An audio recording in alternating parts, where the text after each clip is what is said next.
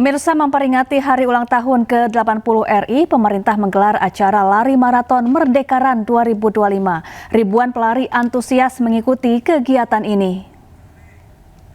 7, 6, 5, 4, 3, 2, 1. Ribuan pelari dari seluruh daerah berkumpul di depan Istana Merdeka untuk mengikuti acara lari maraton Merdekaran 2025. Acara dibuka oleh Menteri Pemuda dan Olahraga Dito Aryo Tejo, Menteri Sekretaris Negara Prasetyo Hadi, dan Sekretaris Kabinet Teddy Indrawijaya. Selain itu, sejumlah Menteri Kabinet Merah Putih hingga Kapolri juga tampak hadir mengikuti Merdekaran 2025. Merdekaran 2025 merupakan bagian rangkaian dari perayaan kemerdekaan ke-80 Republik Indonesia. Sebelum dimulai, 2 helikopter mengitari lokasi Istana Merdeka dengan membawa bendera raksasa. Tampak pula pesawat tempur jet F-16 mewarnai kegiatan ini. Iya, kembali melintas di atas. Ya pemirsa, sejumlah peserta acara lari maraton Merdekaran 2025 mengenakan baju adat daerah. Lalu seperti apa kemeriahan lomba lari maraton ini? Berikut laporan jurnalis iNews Aya Nufus. Halo pemirsa, kemeriahan Merdekaran 2025 yang diadakan oleh Kepresidenan Republik Indonesia dan juga Kementerian Olahraga Republik Indonesia ini semakin siang semakin meriah sekali, di mana para runner sudah mulai finish. Dan yang menariknya adalah di setiap kategori, yakni 8K dan juga 4,5K, ini ada runner yang diperbolehkan memakai atau mengenakan pakaian adat begitu ya. Dan ini juga sangat memikat perhatian saya, karena memang kalau dipikir-pikir gimana ya lari pakai baju adat. Dan saya ingin ajak berbincang salah satu runner yang memakai baju adat. Ada Ibu siapa Bu di sini? Ibu Neni. Ibu Neni pakai baju adat apa nih Bu? Bali. Pakai Bali. Gimana caranya lari pakai baju adat Bu? Bisa melangkahnya dia agak melaroknya. Kenapa memilih baju adat Bali? Yang ada. Oh, yang ada aja. Iya. Oke, ini kan ini event pertama lari atau sudah sering? Baru ngikutin. Terus kenapa memilih pakai baju adat? Karena ada pemenang, ada kategori kostum. Ada pemenang best kostum. Yakin menang best kostum? Nggak yakin, tapi insya Allah. Boleh diperlihatkan Bu bajunya Bu, boleh? Wih, seru sekali pakai rok, baju Bali. Ini keren banget. Tadi kategorinya kategori apa Bu? 4,5K. 4,5K. Finish dalam waktu berapa lama? Berapa ya? 1 jam kayaknya. Soalnya agak banyak orang. Sama siapa aja? Sama suami udah duluan. Oke, berarti bareng keluarga juga ya. Wah, seru sekali Bu. Ini kan pertama kali ikut Merdekaran 2025 ya. Gimana pengalamannya di sini? Tadi dibuka oleh banyak jajaran pejabat Kabinet Merah Putih begitu ya. Experience-nya seperti apa? Rutenya seperti apa? Rutenya sih ya lumayan rame ya, tidak disteril. Pesertanya juga lumayan rame gitu. Apalagi makanannya serba gratis. Gitu. Boleh ya. Seru. Juga? Hah? Pendaftarannya juga? Ada pendaftaran sebelum 3-4 hari ya. Oke, baik. Ya. Ibu Neni, terima kasih banyak atas waktunya. Ini mau ngambil medali ya Bu ya? Oke, baik. Terima kasih. Ya pemirsa, memang seru sekali. Ya, ada 2 kategori memang dalam Merdekaran 2025 ini, yakni kategori 8K dan juga 4,5K. Yang mana 4,5K ini diramaikan oleh tidak hanya runner single saja, namun juga ada runner yang membawa keluarganya dan juga teman-temannya dalam bentuk kelompok. Jadi memang seru sekali, karena memang tujuan diadakannya kegiatan ini adalah untuk merayakan HUT Republik Indonesia dengan olahraga meriah dan juga inklusif pemirsa, serta menumbuhkan semangat persatuan sekaligus mengajak masyarakat untuk hidup sehat dan lebih aktif lagi. Dari Jakarta, saya Aya Nufus beserta juru kamera Damar Wicaksono, iNews melaporkan. Ya, bendera merah putih berukuran raksasa berkibar di aliran Sungai Ciliwung, banjir Kanal Barat, Dukuh Atas, Jakarta Pusat. Acara digelar dalam rangka memperingati hari ulang tahun ke-80 kemerdekaan Republik Indonesia.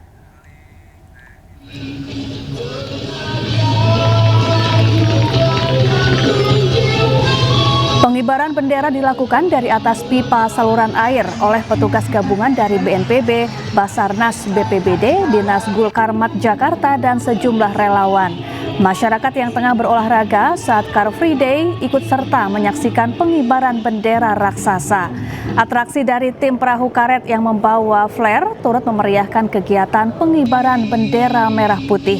Pesan yang ingin disampaikan dalam pengibaran bendera pagi tadi yakni merdekakan sungai dari sampah.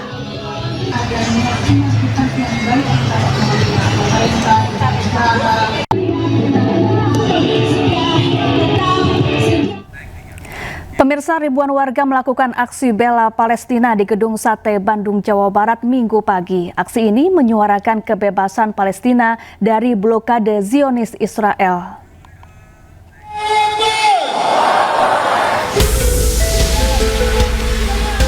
Ribuan warga tergabung dalam umat Islam bersatu menggelar aksi bela Palestina di area Gedung Sate Kota Bandung, Jawa Barat Minggu pagi. Mengibarkan bendera merah putih dan Palestina, ribuan warga menyuarakan kebebasan Palestina dari blokade Zionis Israel. Aksi ini diwarnai dengan penunjukan sejumlah poster tentang korban jiwa oleh kebiadaban Zionis Israel, mulai dari foto korban warga sipil, anak-anak, hingga jurnalis. Itu umat Islam Bandung Bersatu hari ini menyatakan diri kami bahwasanya kami berada di barisan orang-orang Palestina, dan hari ini Palestina bukan hanya berbicara dari keagamaan saja. Hari ini Palestina berbicara tentang kemanusiaan. Allahu Akbar. Sebelum menggelar aksi di Gedung Sate, ribuan warga melakukan aksi long march dari Pusdai Bandung. Aksi bela Palestina akan terus digelar warga Bandung hingga Palestina terbebas dari Israel. Dari Bandung, Jawa Barat, Ervan David, iNews melaporkan. Kita beralih ke informasi kriminal. Pemirsa, seorang wanita ditemukan tewas dicor diduga oleh kekasihnya di dalam salah satu perumahan di Kecamatan Labu Api, Lombok Barat. Proses evakuasi jenazah dalam cor berlangsung dramatis karena membutuhkan waktu yang lama untuk membongkar beton.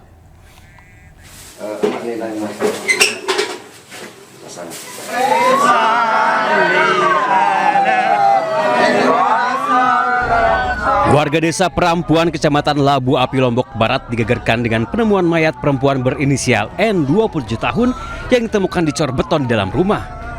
Proses evakuasi berlangsung alot dan membutuhkan waktu lebih dari 6 jam karena jasad korban tertimbun cocoran setinggi sekitar 3 meter. Jasad ditemukan tanpa busana dan kondisi tubuh sudah membengkak. Diperkirakan korban sudah meninggal 4 hingga 5 hari sebelum ditemukan.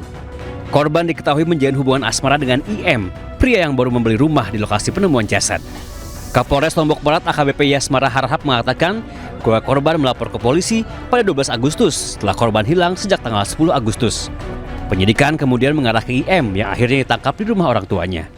Kesulitannya memang untuk korban sendiri itu berada kurang lebih 3 meter di bawah ya, di bawah di dalam sumur, kemudian di setiap beberapa meter itu dilakukan cor. Jadi agak lama proses evakuasinya karena bukan hanya cor di atas permukaan, tapi di dalam ada juga cor-coran. Jasad korban sudah dibawa ke Rumah Sakit Bayangkara untuk diautopsi. Pihak kepolisian belum berani memastikan kondisi jenazah dalam keadaan hamil atau tidak karena menunggu hasil otopsi. Dari Lombok Barat, Muzakir, iNews melaporkan. Otak penculikan dan pembunuhan terhadap Kepala Cabang Bank BUMN ditangkap di Bandara Komodo, Labuan Bajo, Nusa Tenggara Timur. Setelah membunuh korban, pelaku berusaha kabur ke kampung halamannya.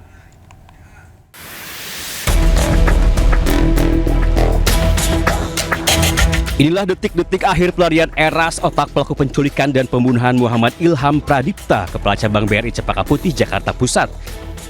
Tim gabungan Subdit Jatarnas Polda Metro Jaya bersama Satreskrim Polres Mabar meringkus sesaat pelaku tiba di Bandara Komodo, Labuan Bajo, Nusa Tenggara Timur. Usai menculik dan membunuh korban, pelaku melarikan diri dan bersembunyi di kampung halamannya. Sebelumnya, Eras dan 3 rekan lainnya menculik korban Muhammad Ilham Pradipta di halaman sebuah pasar swalayan di Pasar Rebo, Jakarta Timur. Tidak hanya menculik, korban diduga alami kekerasan benda tumpul hingga akhirnya tewas dengan kondisi kaki, tangan, dan mata terlilit lakban. Jasad korban ditemukan di Serang Baru, Kabupaten Bekasi, Jawa Barat. Sementara 3 pelaku lainnya telah lebih dahulu diamankan. Polisi kini tengah menggali keterangan dari para tersangka guna mencari tahu motif pembunuhan serta kemungkinan adanya pelaku lain. Di Jakarta Selatan, Deni Helmi Sejangbati, iNews melaporkan. Tim forensik ungkap ada luka benda tumpul pada jenazah Kepala Cabang Bank BUMN Muhammad Ilham Pradipta yang jasadnya ditemukan di persawahan di Bekasi, Jawa Barat. Pembunuhan diduga terencana dengan kalkulasi yang matang.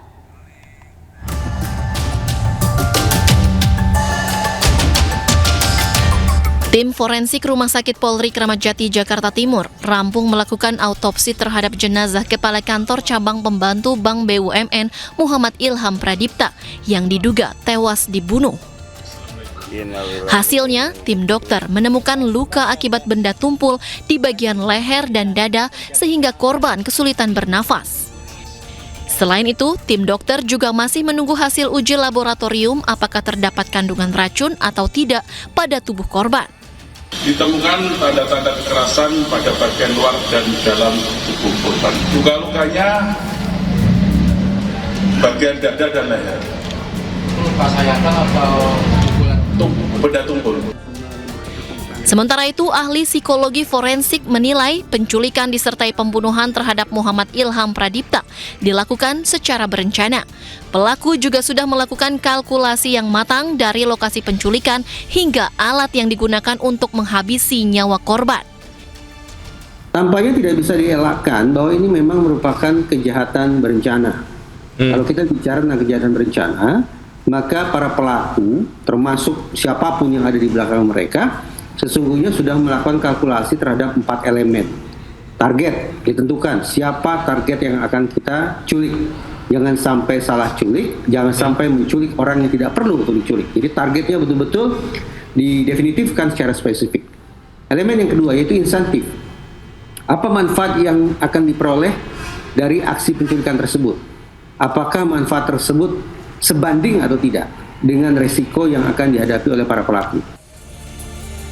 Jenazah Muhammad Ilham Pradipta dimakamkan keluarga di TPU Situ Gede, Bogor, Jawa Barat, Kamis malam lalu. Puluhan pelayat hadir mengiringi proses pemakaman. Tangis keluarga juga pecah saat melihat jenazah almarhum diturunkan ke liang lahat. Tim Liputan iNews melaporkan.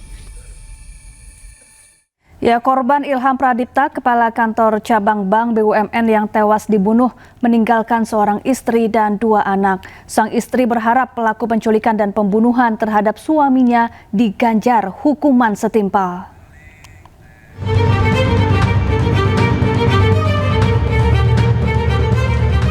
Usai ditemukan tewas dalam kondisi mengenaskan di persawahan di Desa Nagasari, Serang Baru, Kabupaten Bekasi, Jawa Barat, Muhammad Ilham Pradipta, Kepala Kantor Cabang Bank Pemerintah yang menjadi korban pembunuhan, dimakamkan Kamis malam.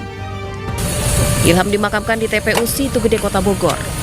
Suasana haru disertai isak tangis mewarnai pemakaman pria berusia 37 tahun ini. Di mata keluarga, korban dikenal baik. Istri korban meminta polisi menuntaskan kematian suaminya, mulai dari pelaku yang dihukum setimpal, serta motif pelaku yang membunuh suaminya yang diawali penculikan. Suami saya itu orangnya baik, sangat baik, banyak kesaksiannya. Jadi harapan saya ketika pelaku udah ketemu, dihukum setimpal, seberat-beratnya. Karena suami saya orang baik, tapi diperlakukan dengan cara tidak baik sampai kehilangan nyawanya.